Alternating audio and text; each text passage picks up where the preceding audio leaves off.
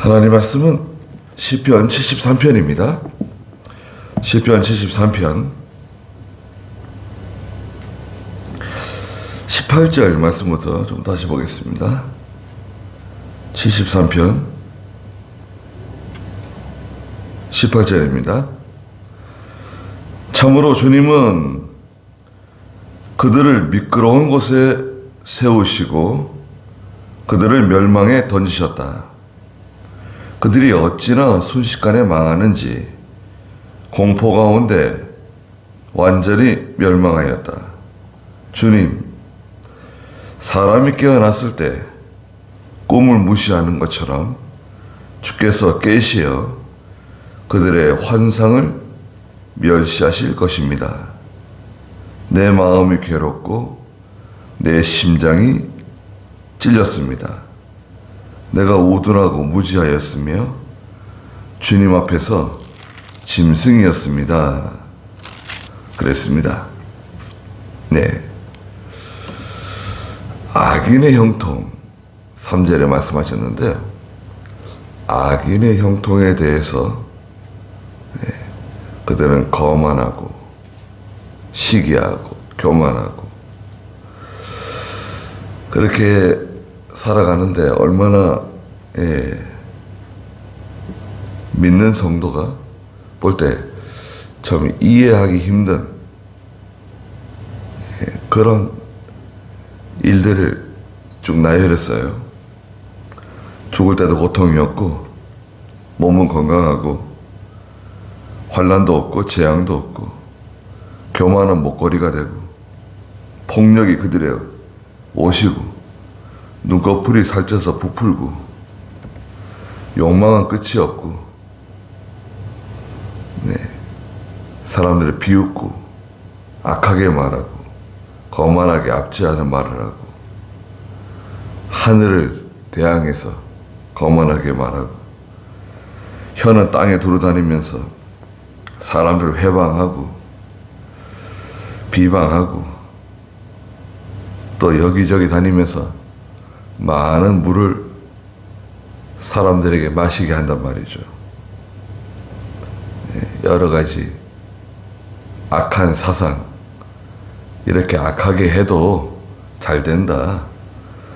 또 하나님을 무시해도 하나님의 구원 운동을 방해해도 교회를 회방하고 성도들을 박해해도 우리는 잘 된다. 그런 논리가 있어요. 그들의 논리. 근데 항상 역사를 바라봐야 됩니다. 역사 앞에 서서 과거에는 어떻게 했는지, 과거에는 그런 사람들이 어떻게 되었는지 우리가 살펴봐야 됩니다. 다 세상에 없어요. 지금으로 볼 때 세상에 다 없고 또 그 시대에도 하나님께서 적절하게 멸망으로 패망으로 비참하게 다 하나님이 징계하신 경우가 대다수입니다. 고의 세상을 떠났다 하더라도 뭐 죽을 때도 고통이 없이 죽었다 하더라도 오늘 성경에도 나오지만 하나님께서 다 벌하시게 되어 있습니다. 그럼 어떻게 그것을 이해해야 될까? 16절에 말했잖아요. 어떻게 내가 그걸 이해하면 좋을까? 성도는 참 이게 이해가 안 된단 말이죠. 비슷한 내용 욥기 21장에 있는데요. 욥기 21장에 보면은 그 시편 앞에 있잖아요. 욥도 그런 말을 했어요. 욥기 21장 7절부터 보면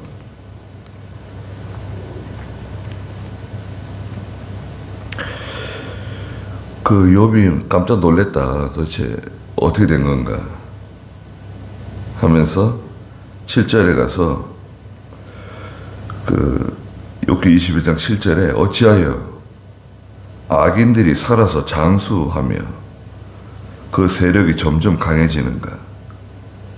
그들의 씨가 그들 앞에서, 그들의 자손들이 그들 앞에서 그들과 함께 든든히 서고 든든히 서 있다. 그들의 집은 평안하여 두려움이 없고 하나님의 매도 그들에게 임하지 않으며 그들의 숫소는 틀림없이 새끼를 베게 하고 암소는 새끼를 낙태하지 않는구나. 그들이 자기 아이들을 양떼처럼 내보내니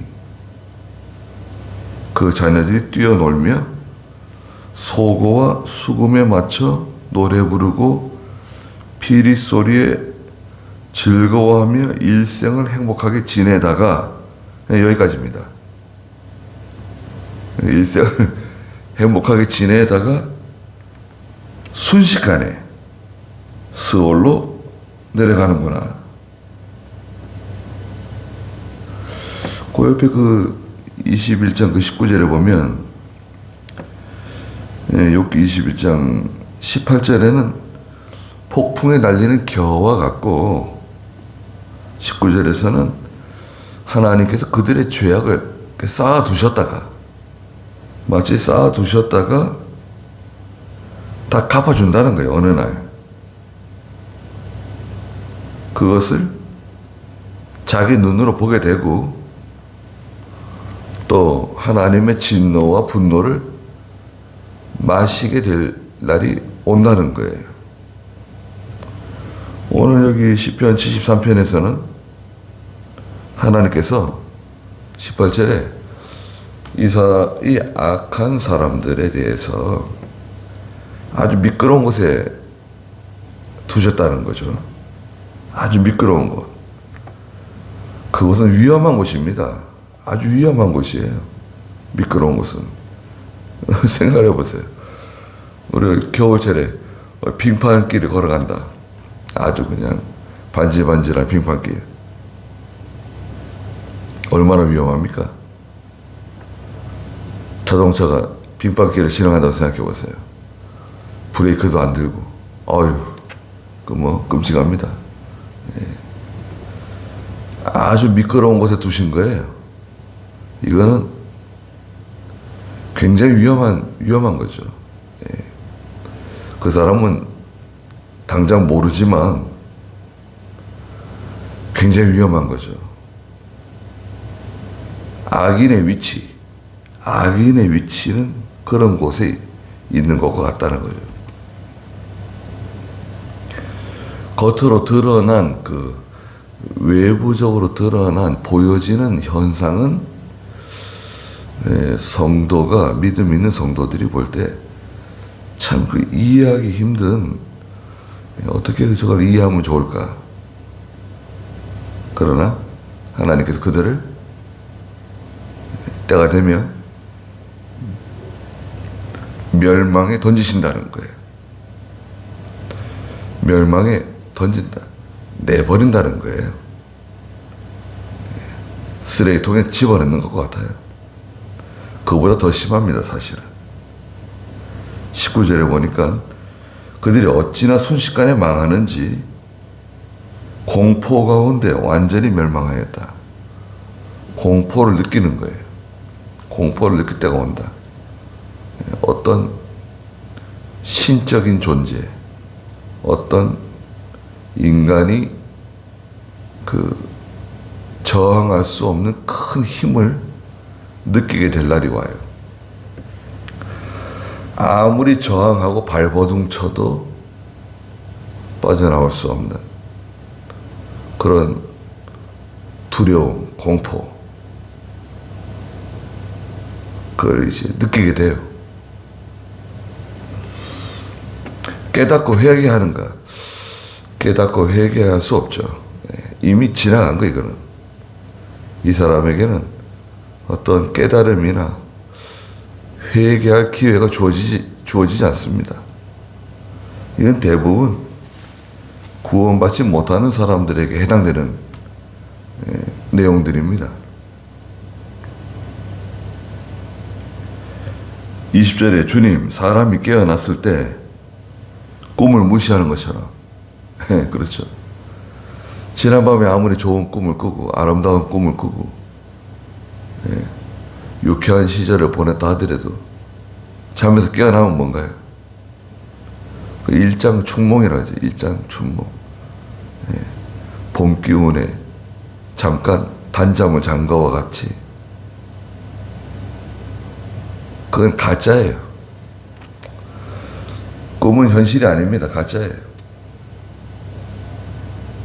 꿈을 진짜로 믿고 따라가게 되면 될까요? 그 사람의 일생이 꿈과 같이 그 악인의 모든 살아온 일생이 마치 꿈과 같이 지나간다는 거예요. 허무한 거죠. 꿈을 무시한다. 주께서 깨시어 그들의 환상을 멸하실 것입니다. 그러면 하나님께서 잠자고 계셨는가? 아니죠. 잠자고 계시지 않았습니다.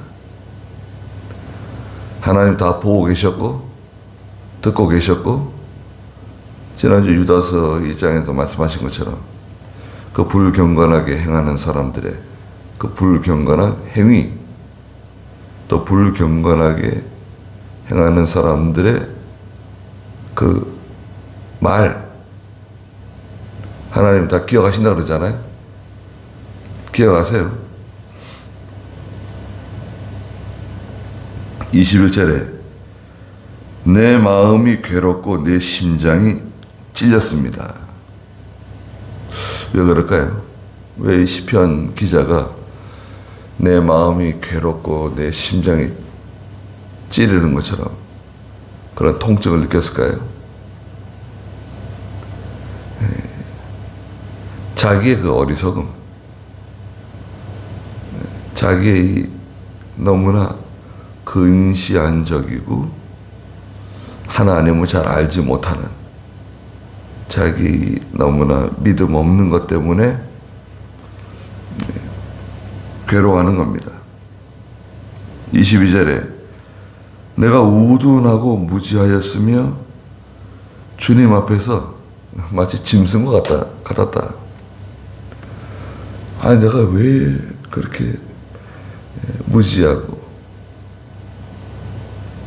우둔하고 짐승처럼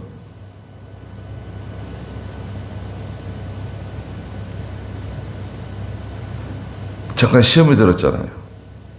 13절에서는 내가 참 이렇게 정결하게 마음과 몸을 깨끗하게 하려고 그러고 하나님 앞에 경건하게 살려고 그러고 믿음으로 살려고 그러고 이렇게 한 것이 참 헛되다. 잠깐 시험 들었어요. 낙심도 좀 들어온 것 같아요. 징계를 받는다. 아침마다 징계를 받고 어떻게 보면 신세 한탄같이 들리기도 하고 그런 거 생각할 때 참 얼마나 한심스럽고 내가 왜 그때 그런 생각을 했을까? 왜 그런 말을 했을까? 좀 시간이 지나면 다 알게 되는 건데 깨닫게 되는 건데 아니 하나님 살아계시지 않습니까? 하나님 보고 계시지 않습니까? 지금 우리에게 있는 일도 마찬가지입니다. 뭐 기도원을 사용하지 못한다. 총회가 어려움을 당하고 또 창원교회가 어려움을 당하고 창원교회는 어려움 당하고 있다고 생각하지 않는 것 같아요. 그는 어려움 당하는 거죠. 근데 그걸 이제 시간이 좀 지났잖아. 7년 가까이. 시간이 이렇게 많이 지났는데 왜 해결이 안 되는가? 하나님 왜 우리 이렇게 힘들게 내버려 두시는가? 그렇게 말하시는 목사님들도 있어요. 저는 그럽니다. 아니 목사님, 우리가 지금 기도하러 올라오고 있지 않냐. 물론 성도들이 자유롭게 사용하지 못하는 것은 답답하고 괴로운 일인데 우리가 지금 올라가 기도하고 있지 않냐. 그리고 지난 7년 동안 모든 방법을 다 동원해 보지 않았냐. 그렇다고 해서 우리가 기도원을 빼앗긴 것도 아니고 우리가 사용하고 있지 않냐. 모든 방법 다 동원해 봤어요. 하나님께서 만약에 저희에게서 그것을 빼앗아 가실 거라고 하셨다고 하면 진작에 다 해결됐겠죠. 진작에 다 빼앗기고. 그런데 그렇게 안 됩니다. 그래도 옵니다. 목사님들 기도하러. 문을 잠그고 다 줄을 치고 차를 못 세우게 하고 별난 짓을 다 해도 올라오세요. 저는 아주 감사하게 생각합니다. 전에 한 명도 안 올라올 때 있어요. 이러면 안 되는데. 맷집이 좀 강해야 되는데. 매를 맞아도, 괴롭혀도 잘 버티고. 저랑은 아무것도 아니다. 그냥 죽여도 간다, 그냥. 죽인다 그래도 간다. 그런 마음을 갖고 가는 겁니다. 그렇잖아요. 다른 데 어디 갈 수 있습니까? 다른 기도원에 간다. 저는 다른 기도원에 간다고 하시는 분들 참 이해 못해요. 아니, 반드시 여기 있어야 되는 분인데 다른 기도원에 간대요. 기도하기 위해서. 자기 집 놔두고 어딜 가요?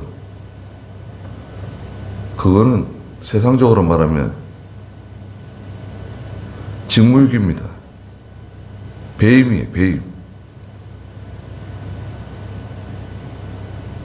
자기 집 여기 있는데, 자기 기도실 여기 있는데,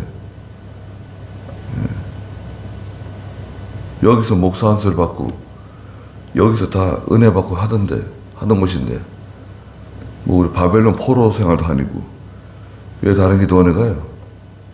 기분 나쁘다고?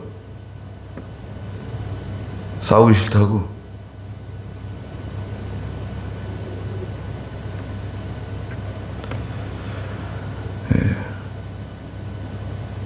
우리가 일부러 싸운 거 있네? 내 마음이 괴롭고 내 심장이 찔렸습니다. 내가 왜 그런 바보 같은 생각을 했을까? 내가 왜 그렇게 어리석은 생각을 했을까?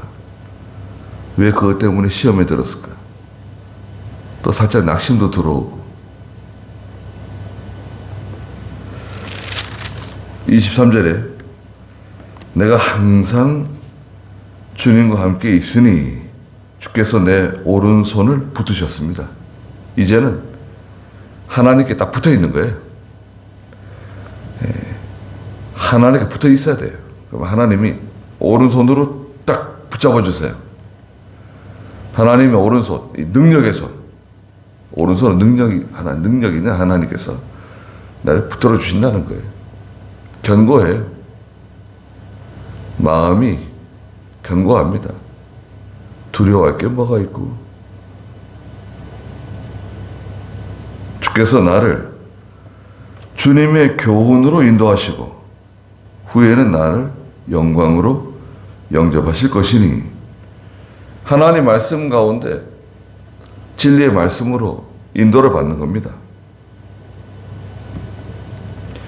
영광스러운 날이 찾아온다. 하나님이 다 갚아주시고 은혜 내려주시고 위로해 주시고 반드시 회복시켜 주신다.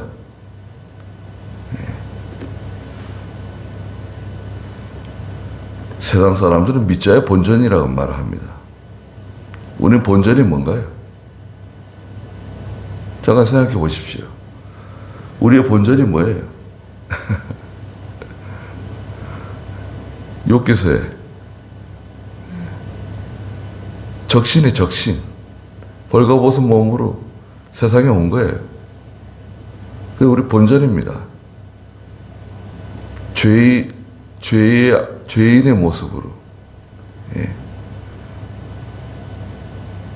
하나님께 마땅히 징계받고 멸망받아야 마땅한 저희들입니다. 그런데 지금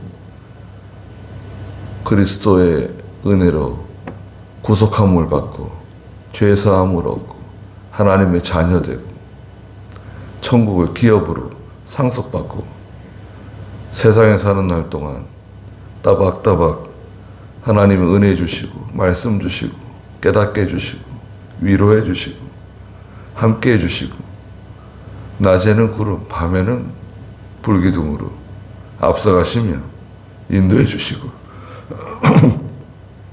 아니, 생각을 해보는 거예요.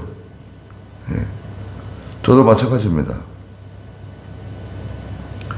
산에 기도하러 갈 수 있도록 해주시고 사경하게 해주시고 또 하나님께서 이거 뭐 다른 사람이 해결하라 그러시는가 그랬었는데 하나님께서 예배당도 지어주시고 뭐 더 바랄 게 뭐가 있나요?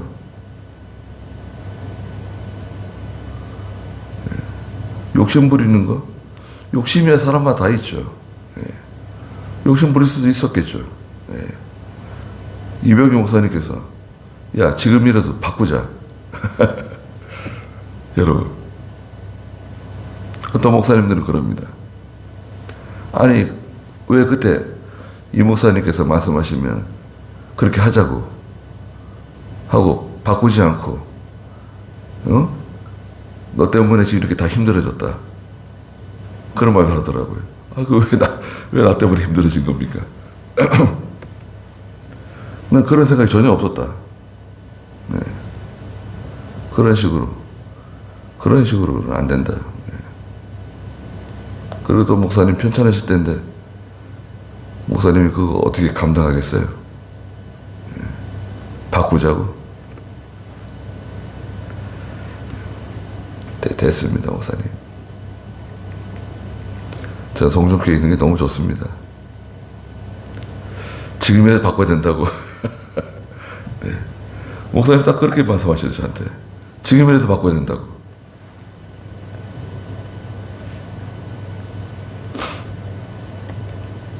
내버려 두세요.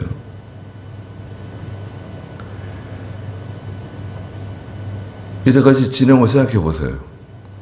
얼마나 감사할 게 많습니까? 저는 정말 진심으로 참 감사하게 생각합니다.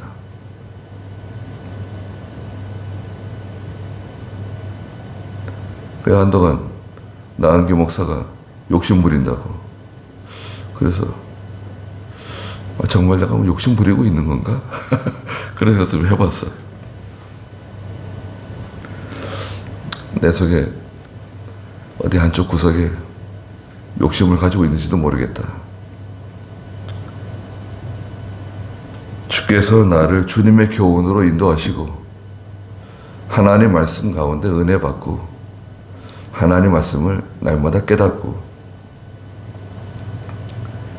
믿음으로 나가면 그것이 사실은 우리의 기쁨이고 영광입니다. 네. 하나님하고 동행하는 것만큼 영광스러운 게 있나요? 저는 없다고 생각합니다. 하나님하고 늘 동행하고 하나님이 말씀 가운데 은혜 주시고 기도하는데 위로해 주시고 그것만큼 행복한 사람이 어디 있나요? 25절에 하늘에서 주님 외에 누가 내게 있겠습니까? 땅에서도 주님 밖에 사모할 자가 없습니다. 내 육체와 내 마음이 쇠잔하나 예, 우리는 연약하고 또 믿음이 없는 사람들이죠. 그러나 하나님은 내 마음의 반석이시고 내 영원한 몫입니다. 하나님이 우리의 유업이잖아요. 기업이잖아요. 하나님이 내 몫이다. 다른 거 괜히 붙잡으려고 그러고 그걸 자기 것으로 만들려고 그러고 그거는 힘들어요. 차라리 하나님을 내 몫으로 삼고 하나님을 자기 것으로 삼으면 되는 거 아닌가요? 그 속에 다 있는 거잖아요. 하나님을 모신 사람, 하나님을 가진 사람.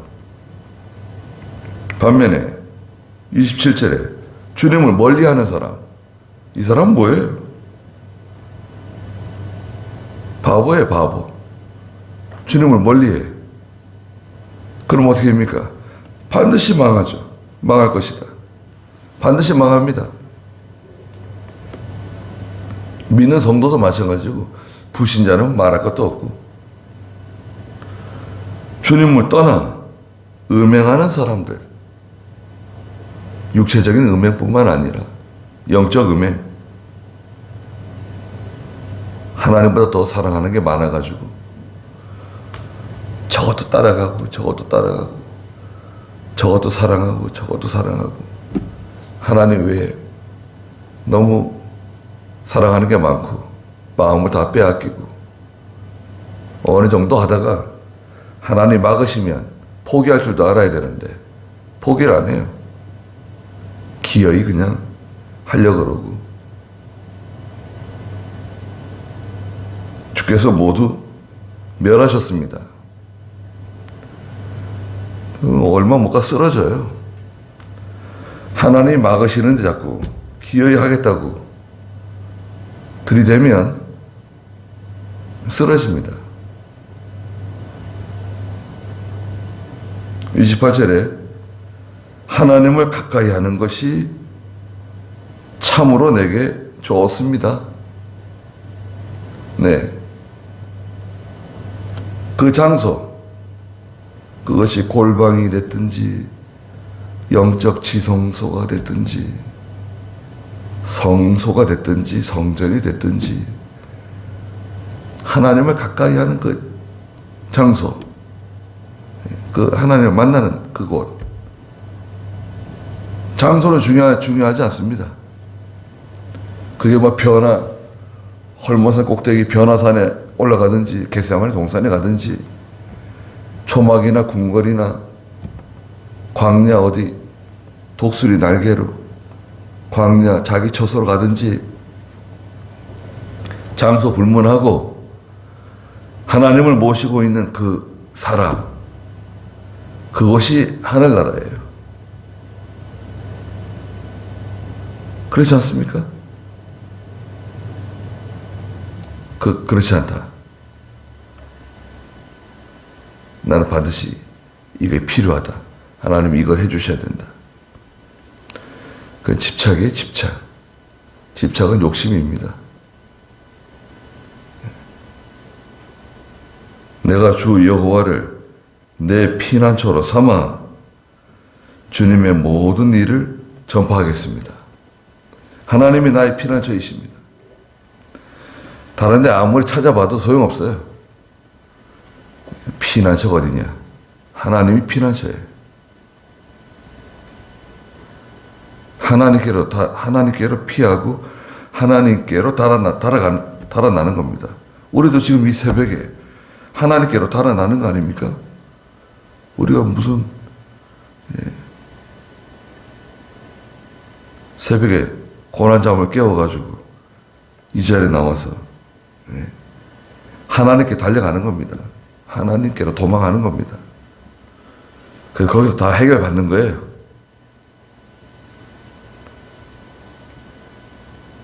거기까지 하죠. 기도하겠습니다.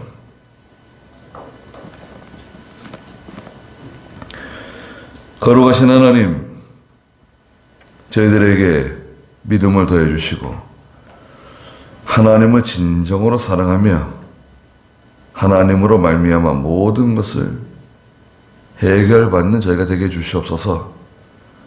악인의 형통으로 인하여 잠깐 시험에 들었으나 낙심도 살짝 찾아왔으나 다시금 하나님의 깊으신 뜻을 깨닫게 하시고 또 하나님으로 말미암아 위로를 얻게 해주시고 기쁨을 얻게 해주시고 하나님이 영원한 저희의 기업이 되게 해주시옵소서. 오늘도 귀한 하루 주셨사오니 하나님이 함께 해주시고 저희들을 보호하여 주시옵소서. 예수님의 이름으로 기도드리옵나이다. 아멘.